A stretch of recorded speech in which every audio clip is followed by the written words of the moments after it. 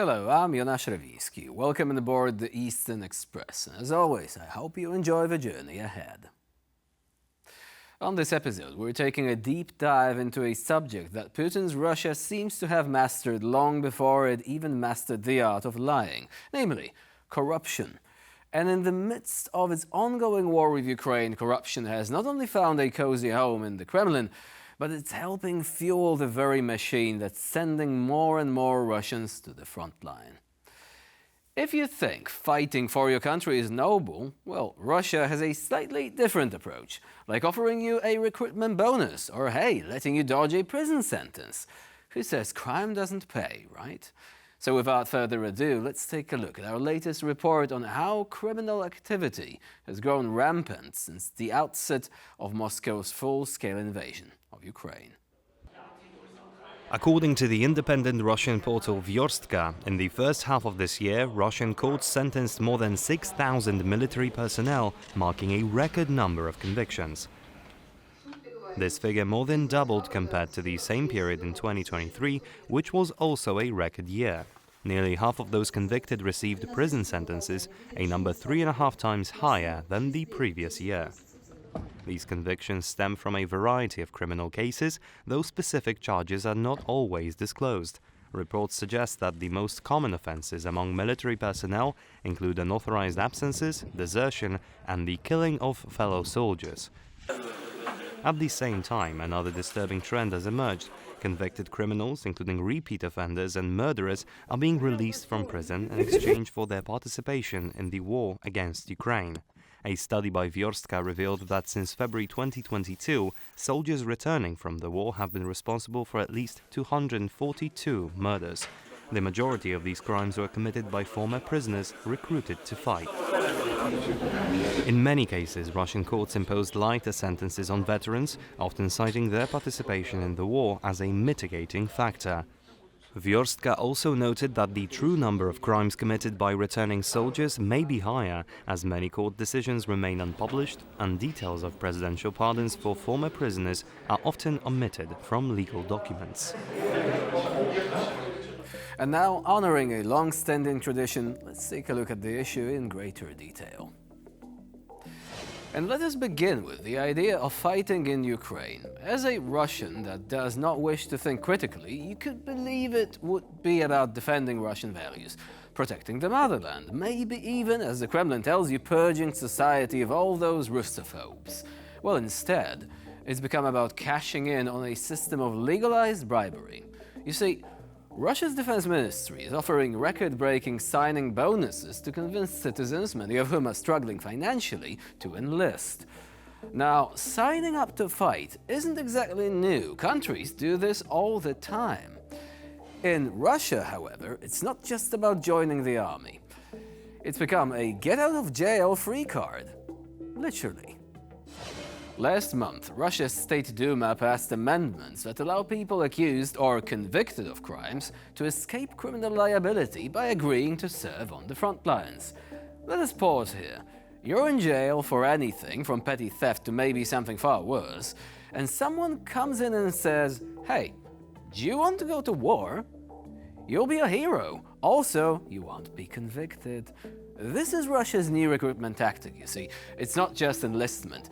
It is an all-expenses-paid trip to the Ukrainian front instead of a trip to prison. And it is a win-win for the system. The police officers, for example, get a little kickback for every detainee who signs up. In fact, in some regions, cops get about roughly $100 for each person they convince to trade handcuffs for a rifle. So the more you send, the better your chances of getting a promotion. Now, who wouldn't want to pad those stats? But it doesn't stop with convicts. Migrant workers, many of whom already faced legal challenges in Russia, are now being targeted as well. New anti-immigrant bills introduced in the State Duma recently labeled illegal immigrants as criminals by default, which essentially makes them prime candidates for recruitment. You're in Russia illegally? Well, head to the front and you can wipe your slate clean. It is the gift that just keeps on giving. And for some in the government, this whole system means bribes upon bribes. If you can't keep your papers in order, it's not a problem. Just pay the right person. The lesson here? Well, corruption doesn't just fill the coffers of a few elites, it actively weakens the Russian military. And this has left Russia stuck in a quagmire, a war it can't win, and a country it can't run without corruption at every level. The longer this goes on, the more likely we'll see unrest in Russia itself. And now here to shed more light on the issue is John Rosenbeek, Assistant Professor of Psychology and Security at King's College London. Hello and welcome to Eastern Express. Hello. So would you say that Russia is in fact facing a crime wave as a result of its policy vis-à-vis both inmates in prisons, but also in general vis-à-vis veterans of the war coming back and not being able to integrate into society? Certainly Russia is dealing with this issue, and it's becoming an increasingly problematic issue for them at the moment. However, it's also good to keep in mind, I suppose, that Russia has dealt with the underlying issues that are at play here, such as poverty and massive inequality and discrimination, particularly against minorities who are disproportionately being sent to Ukraine and Donbass to fight for many, many years now. So this was also a problem, for instance, when people were returning from the war in Afghanistan in the 1980s. Chechnya was a similar problem, and so on and so on. So it's an issue that has very much plagued Russian society for as long back as we want to go. So even in Western countries, we often talk about the risks, the psychological risks faced by troops in the battlefield, people coming back, not being able to fully embrace their civilian lifestyles once again, PTSD and issues like this. But in Russia, it seems to be exacerbated by a variety of issues, so that it actually reaches into some very extreme situations, like multiple murders, for example, veterans attacking people on the streets. What would you say is the main factor here, which makes it into a slightly different situation than what we would have seen, for example, with veterans in Western democracies coming back from the theater of war and facing the usual set of issues? Well, the first factor here would be the scale of the war. Western countries, with the possible exception of countries in former Yugoslavia, have not seen a war of this scale since the 1940s. And that means that so many people from Russia are being sent to fight and to die and to suffer for a war that many of them don't really believe is necessary, in the sense that they are fighting Ukrainians, so they have long considered to be a brother people, as one might call it. And so many of them are fighting there, so many are dying there, and so many are returning injured or traumatized or both, that it is almost impossible to avoid nowadays within Russian society. And that means that the scale of the war is so much more substantial and has so much more of an impact, even if the government is kind of quiet about its impacts and is quiet about the human cost, how the war effort is going, aside from the propaganda that you're showing on screen, which I think is very, very apt and very appropriate. Outside of that, you don't really hear a whole lot about how things are going. And therefore, that means that almost no support is offered to those returning, because it is almost impossible for them to tell the truth and the reality of what Donbass at the moment is like, what Kherson Oblast is like, Zaporizhia and other parts of Ukraine where fighting is happening. So that reduces support and therefore increases the level of trauma that people perceive when they return, and so on.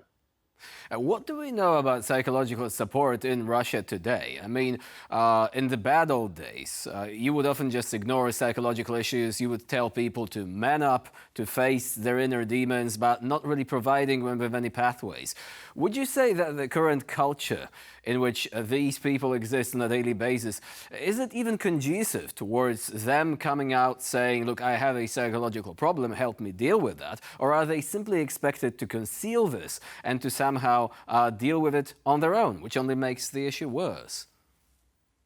This is a very good question. So this is a problem that returning soldiers everywhere around the world suffer from, right? This isn't kind of exclusively a Russian problem or Ukrainian problem or even a modern day kind of war problem, right? Because bear in mind that in World War II, this condition used to be called shell shock, and then it became battle fatigue, and then it became PTSD, etc., etc. So there have been terms for these conditions around sort of war trauma for many, many decades.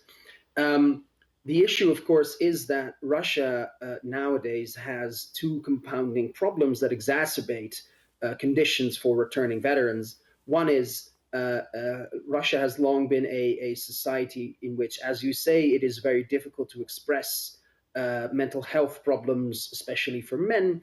Services are not very available, and if they are available, there remains this big stigma for speaking out and so on. Which it's hard to say if that's worse than it is in other countries, but it's certainly a bad problem.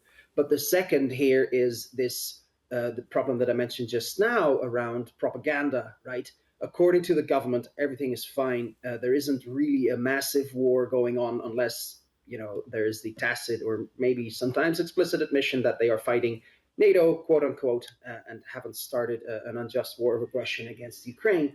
But either way, this means that there is no country to return to in which you can speak openly about the horrors that you suffered in supposed service of your country. I say this between brackets because I feel that is up for debate whether or not that's the case.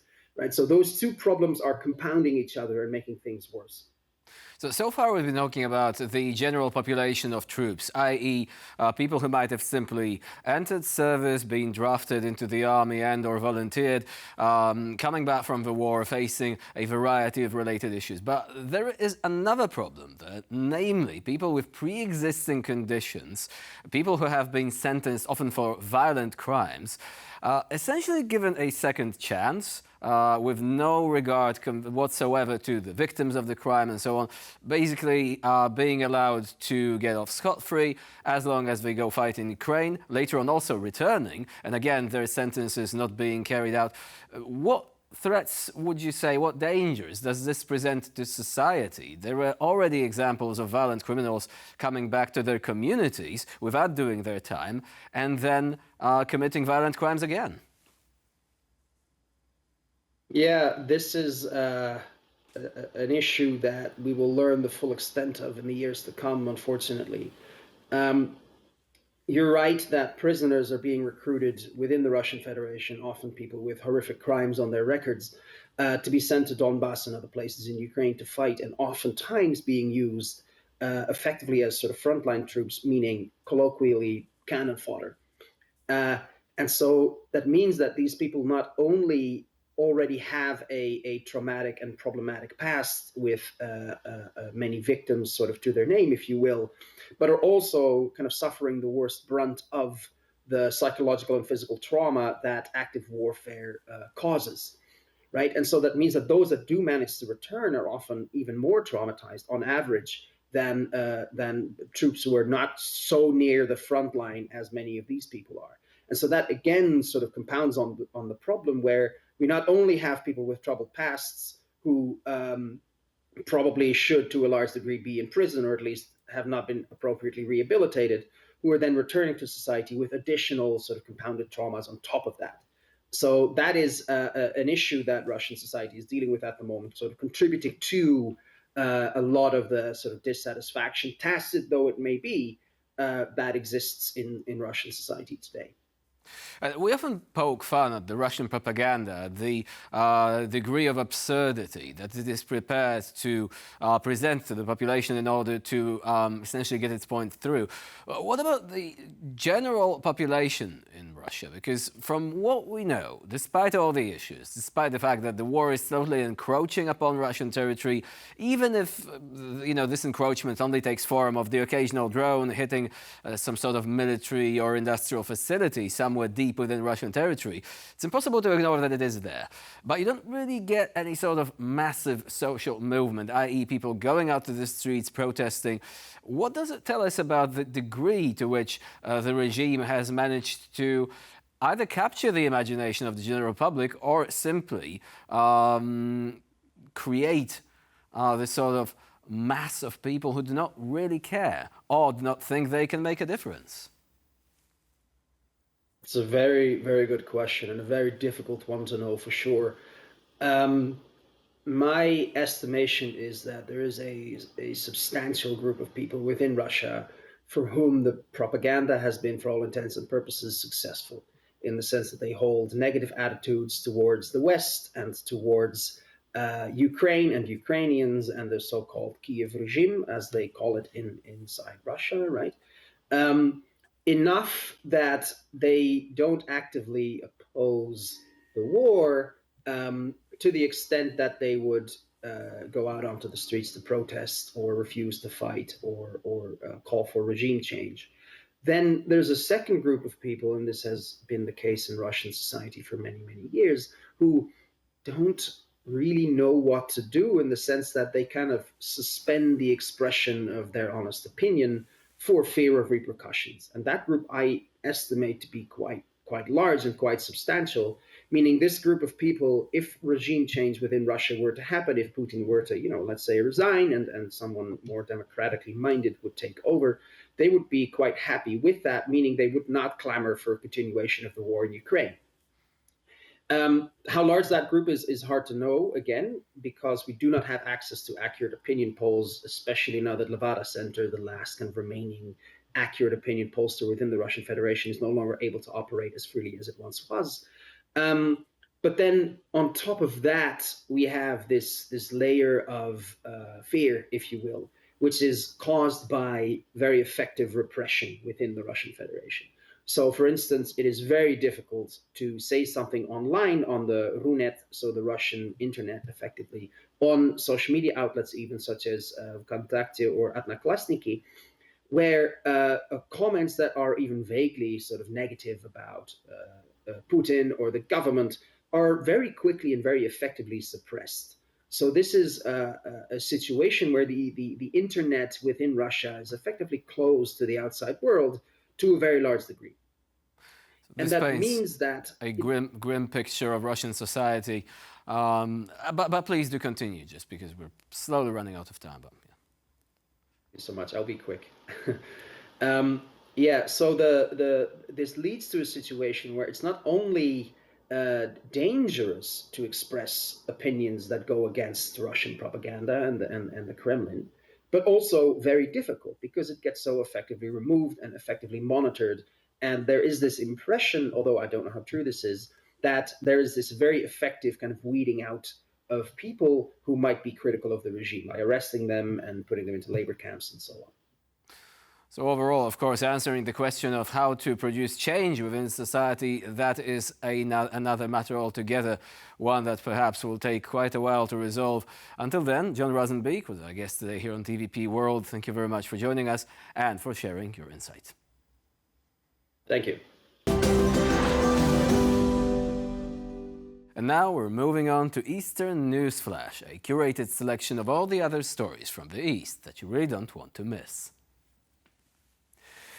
Belarusian lawmakers have scheduled the next presidential election for next January, marking the first vote since the controversial 2020 election that sparked mass protests. Alexander Lukashenko, who has been in power since 1994, confirmed he would seek a seventh term in office, following a pattern of elections widely criticized as undemocratic. Lawmakers in Belarus have announced that the next sham presidential election will be held on January 26, 2025. The vote is expected to extend President Alexander Lukashenko's 30-year rule. The country's authoritarian leader was declared the winner of the 2020 election, despite widespread claims by the opposition and Western governments that the results were rigged. Lukashenko responded with a harsh crackdown on protests, resulting in thousands of arrests and the exile of many opposition leaders. Several demonstrators were killed, and human rights groups reported credible allegations of torture of detainees. Exiled opposition leader Svetlana Tikhanovskaya swiftly condemned the upcoming election, calling it a farce. Tikhanovskaya, who ran against Lukashenko in 2020, fled the country after the election results. According to the human rights group Vyasna, there are currently around 1,300 political prisoners in Belarus, including Nobel Peace Prize laureate Alice Bielatsky. Bloomberg has reported that Russian intelligence has infiltrated key Georgian institutions. The espionage effort coincided with Georgia's pivot towards the West, raising concerns about Moscow's influence ahead of the country's critical parliamentary elections. Newly obtained documents show that Russian intelligence gained access to sensitive data from Georgian energy companies, media outlets, and government ministries between 2017 and 2020. According to Bloomberg, Russian operatives infiltrated key institutions, including several ministries and the central bank. The documents indicate that Russian intelligence monitored Georgian institutions in real time, giving Moscow the ability to interfere with the country's critical infrastructure if necessary.